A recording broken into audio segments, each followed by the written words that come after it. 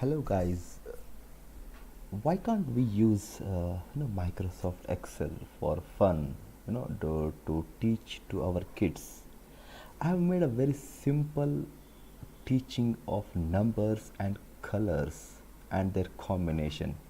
So in Excel, I have just used the conditional formatting. So let's see, I just change the numbers and you see color changing in the background so that kids can identify number with the color. So say just have a look.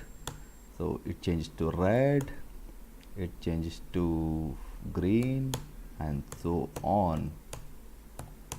So just have this Excel file to teach to your kids. They can recognize the numbers and color simultaneously. Thank you for watching, and if you need this Excel file, please email to me, which I have given in the description below. Thank you.